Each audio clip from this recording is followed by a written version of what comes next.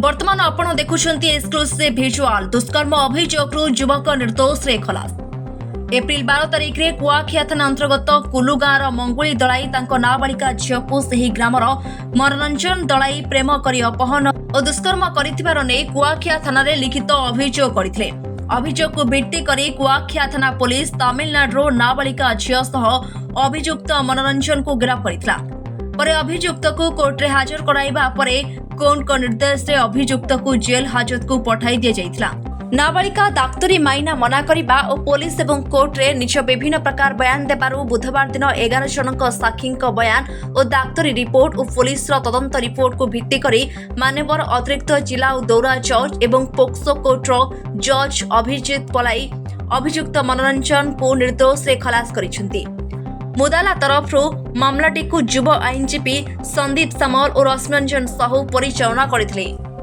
Bureau report ए media 24। चंद्र मल्लिक बालीपाटना कुआखिया मोर पुतरा जे थिले मुन्ना मल्लिक तांको नारे मिछ एलिगेशन देइथिले तांको झियर बापा श्रुति दळई तांको बापा मंगुली दळई कोलुंगा बालीपाटनारू जे मो पुतरा कुआडे तांको झियो को नेकी दीर्घ 2 मास 3 मास अपहरण करि नै जाइथिला। होची एलिगेशन करथिले अपहरण करि नै जाइछि धर्षण करिछि निज तार इच्छा विरुद्ध रे ताकू नै 3-4 मास रखिछि।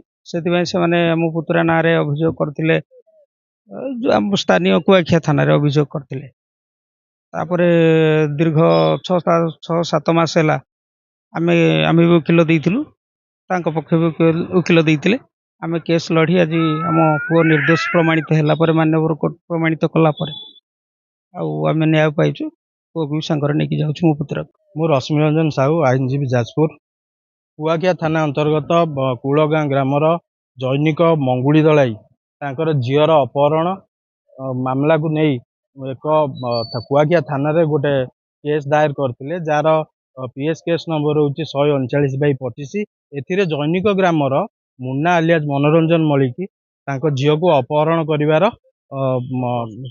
अपहरण सहित दर्शन करिवार अभियोग होइतिला। एई अभियोग रे जैनिक कुआखिया थाना रे तांको विरुद्ध रे आसामी मुन्ना आलियाज मनोरंजन मलिक विरुद्ध रे विभिन्न दफा लागितिला जोथुर को गोटे child prohibition of marriage act सेटा आउ 6 पोक्सो ये सब विभिन्न प्रकार दफा लागितिला। से दफा बल रे कोर्ट रे सेटा गोटे सिटी केस हेतिला जार केस नंबर होची 113/25। से केस बल रे आज तार सुनानी थिला एवं एथिरे 11टी साक्ष्य प्रमाण हेतिला। 11टी साक्ष्य प्रमाण को भित्ति करी कोर्ट उदयंगम कले जे आसामी विरुद्ध रे जो मुन्ना मलिक विरुद्ध रे हेइतिबा जे सब एलिगेशन ता अगेंस्ट रे थिला से एलिगेशन भित्तिहीन एवं ये जो झीयर विभिन्न समय विभिन्न प्रकार स्टेटमेंट रही केतबेले सी कहूला जे सेटा विदाउट कंसेंट थिला ता कंसेंट रे सब होइतिला। ये सब विभिन्न प्रकार साक्ष्य प्रमाण को भित्ति करके कोर्ट उदयंगम कले जे एटा गोटे भित्तिहीन केस बोलिकी उदयंगम कले मान्यवर पोक्सो जज अभिजित पलाई सार कोर्ट रे एटा सुनानी होइतिला। केसटा यही केस रे मोर सीनियर संदीप सामल बहुत माने ए केस पई बहुत से माने चेष्टा करथिले एवं से जजमेंट पई मते सहयोग करथिले। तेणु ए केस टी रे ए जो मुन्ना आलियाज मनोरंजन मलिक बाइज्जत बरी हेछि।